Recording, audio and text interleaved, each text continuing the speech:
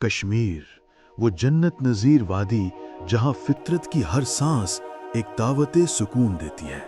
یہاں کی ہوائیں صوفیوں کی یادوں سے معطر ہیں، دریائے جہلم کی لہریں روحانی گیت گنگناتی ہیں، اور ہر پہاڑ کی چوٹی اللہ کی نشانیوں کی گواہی دیتی ہے۔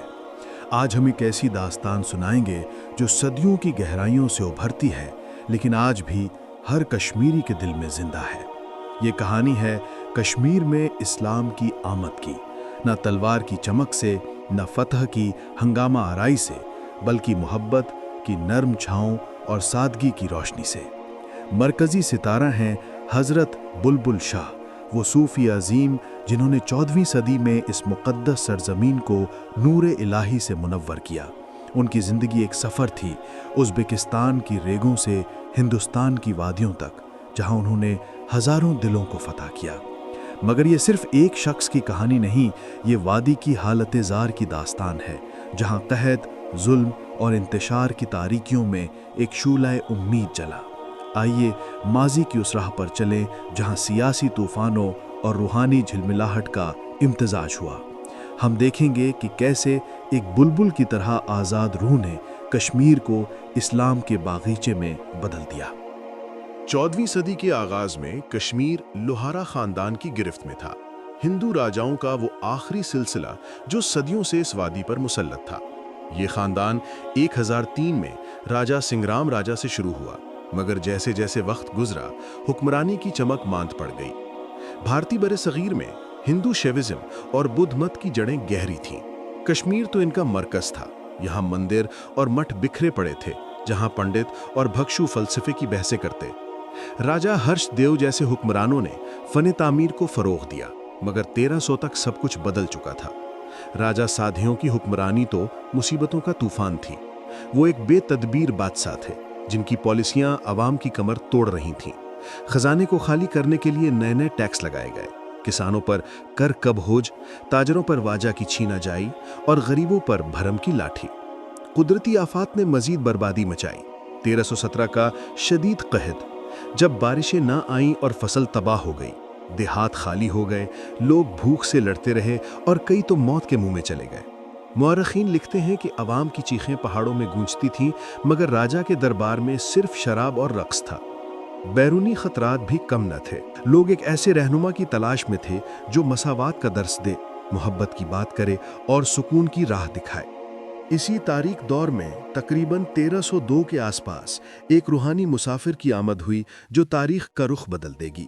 حضرت بلبل شاہ، جن کا اصل نام سید شرف الدین عبد الرحمن سہراوردی تھا، 1275 کے قریب ترکستان، جو موجودہ ازبکستان ہے، کے سمرقند شہر میں ایک معزز اوئیغر مسلمان خاندان میں پیدا ہوئے۔ ان کا خاندان سہراوردی صوفی سلسلے سے وابستہ تھا، جو عشق الہی اور نفس کی تطہیر پر مبنی تھا۔ بچپن سے ہی بلبل شاہ کی روح بے قرار تھی۔ وہ مسجدوں میں بیٹھ کر قرآن کی تلاوت سنتے اور صحراؤں میں گھوم کر اللہ کی نشانیاں ڈھونڈتے۔ ان کے والد سید عبداللہ ایک عالم تھے، جنہوں نے انہیں ابتدائی تعلیم دی۔ جوانی میں وہ شہاب الدین سہراوردی کے پوتے شیخ بہاؤدین زکریا، جو 1170 سے 1262 تک رہے، کے مرید ہوئے، جو ملتان میں مقیم تھے۔ بہاؤدین نے انہیں صوفیانہ اسرار سکھائے۔ دل کی صفائی بغیر اللہ کی محبت ناممکن ہے۔ بعد میں سید شاہ نعمت اللہ ولی جیسے بزرگوں سے بھی رہنمائی ملی، جو ایران میں تھے۔ ان کے استادوں نے حکم دیا، سفر کرو، لوگوں کے دلوں میں روشنی پھیلاؤ۔ بلبل شاہ نے مشرق وسطی سے ہوتے ہوئے ہندوستان کا رخ کیا، دلی، ملتان اور پنجاب کی خانقاہوں میں رہے۔ آخر کار ان کی روح کشمیر کی طرف کھنچی۔ وہ سادھیوں کے دور میں کشمیر داخل ہوئے، مگر ان کی تبلیغ خاموش اور گہری تھی۔ خانقاہ قائم کرنے کی بجائے وہ دیہاتوں میں گھومتے، غریبوں کے گھروں میں بیٹھتے اور سادگی سے بات کرتے۔ ان کی تعلیمات میں توحید کی گہرائی تھی، اللہ ایک ہے اور سب اس کے بندے برابر۔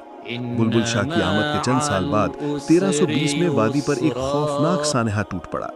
منگول سردار زلجو، جو مہم جوئی کا شوقین تھا، جہلم ویلی سے حملہ آور ہوا۔ سادھیوں کی تو فوج کمزور تھی ہی، راجا نے خوف سے کشتوار یعنی ہمالیہ کی طرف بھاگنے کا فیصلہ کیا۔ زلجو نے سری نگر پر قبضہ جما لیا، فصلیں جلا دیں، گھر لوٹ لیے اور ہزاروں لوگوں کو تلوار کے گھاٹ اتار دیا۔ مورخ فرشتہ لکھتے ہیں کہ لاشوں کی بوئی آسمان کو چومتی تھی اور دریائے جہلم لہو سے سرخ ہو گیا۔ قحط مزید گہرا ہو گیا۔ لوگ گھاس کھاتے، بچوں کو بیچتے اور موت کو گلے لگاتے۔ اسی افراتفری میں لداخ کا ایک بدھ مت پرست شہزادہ سامنے آیا، رنچن، جو اپنے والد راجہ لاچک کا جانشین تھا۔ لداخ کے تخت کی جنگ میں ہارنے کے بعد وہ بھائی بھاگ کر کشمیر پہنچ گیا۔ زلجو کے دور میں اس نے موقع دیکھا اور وزیر رام چندر کو قتل کر کے تخت پر قبضہ کر لیا۔ اس نے سادھیو کی بیٹی کولا رانی یعنی کوٹا رانی سے شادی کی تاکہ حکمرانی کو جائز ٹھہرائے۔ رنچن ایک ذہین اور بہادر شخص تھا، مگر اس کی روح بے چین تھی۔ وہ ہندو ویدوں، بدھ مت کی سوتروں اور جین مت کی تعلیمات کی تلاش میں تھا، لیکن ہر جگہ خالی پن ملا۔ عوام کی حالت دیکھ کر اسے احساس ہوا کہ وادی کو نہ صرف سیاسی استحکام چاہیے بلکہ روحانی انقلاب بھی۔ یہی وہ فیصلہ کن لمحہ تھا جب قسمت نے بلبل شاہ اور رنچن کو ملایا۔ راجہ ہرش دیو رنچن کو جیسے شہر کی حکمرانوں گلیوں نے میں فن تعمیر افواہیں کو سنائی فروغ دی کہ دیا، دریائے جہلم مگر کے 1300 کنارے تک ایک صوفی سب بزرگ کچھ رہتے بدل ہیں چکا تھا۔ جو لوگوں کے دلوں کو چھوتے ہیں۔ وہ خفیہ طور پر بلبل شاہ سے ملنے گئے، ایک سادہ جھونپڑی میں جہاں بلبل شاہ بیٹھے ذکر کر رہے تھے۔ ابتدائی ملاقات میں بلبل شاہ نے رنچن کو نہ بادشاہ سمجھا نہ اجنبی، بس ایک بھٹکتی روح کو دیکھا۔ انہوں نے اسلام کی بنیادیں سمجھائیں، توحید کا عقیدہ، لا الہ الا اللہ کی طاقت، رسول اللہ صلی اللہ علیہ وآلہ وسلم کی سنت کی سادگی اور صوفیانہ عشق کی گہرائی۔ رنچن متاثر ہوا۔ بلبل شاہ کی سادگی نے اسے جھنجھوڑ دیا۔ وہ جو کپڑے پہنتے وہی جو غریب پہنتے، وہ جو کھاتے وہی جو قحط زدہ کھاتے۔ بلبل شاہ فرماتے، بادشاہ اور درویش میں صرف لباس کا فرق ہے، روح تو ایک ہے۔ اسلام میں سب برابر۔ نماز کے جھنڈ پر امیر غریب ایک قطار میں کھڑے ہوتے ہیں۔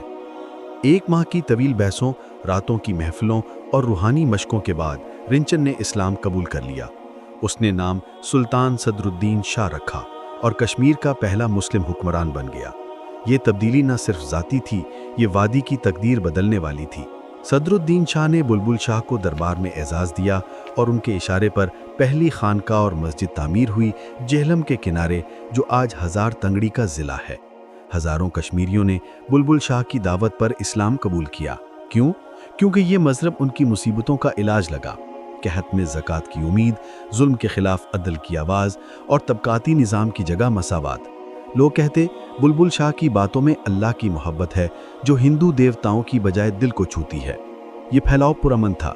صوفیوں نے مقامی روایات کو جذب کیا۔ صدر الدین شاہ کی حکمرانی مختصر رہی 1320 سے 1323، کیونکہ کوٹا رانی نے بغاوت کی اور انہیں قتل کرا دیا۔ مگر بلبل شاہ نے اپنا مشن جاری رکھا۔ انہوں نے خانقاہ کو مرکز سکون بنایا، جہاں غریب پنڈت اور بھکشو مل کر ذکر الہی کرتے۔ تقریباً 10,000 سے زائد کشمیریوں نے ان کے ہاتھ پر بیعت کی۔ ان کی ایک مشہور کہانی ہے، ایک ہندو پنڈت آیا جو شک میں تھا۔ بلبل شاہ نے کہا، اپنے دل کی سنو، اللہ سب سنتا ہے۔ پنڈت نے اسلام قبول کیا اور لل باب الدین بن گیا۔ بلبل شاہ 1327 میں وفات پا گئے، عمر 52 سال کی، اور انہیں خانقاہ کے قریب دفن کیا گیا۔ آج ان کا مزار سری نگر میں ہے۔ ان کی وراثت کو میر سید علی ہمدانی 1314 سے 1384 نے آگے بڑھایا، جو شاہ ہمدان کہلاتے ہیں، اور 700 سے زائد لوگوں کو مسلمان بنایا۔ نندا رشی اور لل عرف جیسے صوفیوں نے کشمیریت کو پروان چڑھایا۔ شاہ میری خاندان 1339 سے اسلام کو سرکاری مذہب بنایا۔ آج کشمیر کی اکثریت اسی تاریخی موڑ کی پیداوار ہے۔ یہ سبق دیتا ہے کہ بڑے انقلاب اکثر چھوٹی باتوں اور مقامی ضروریات سے شروع ہوتے ہیں۔ ماضی کو سمجھنے سے آج کی راہیں واضح ہوتی ہیں۔ شکریہ دیکھنے کا۔ یہ تھی بلبل شاہ اور کشمیر کی تاریخی تبدیلی کی کہانی۔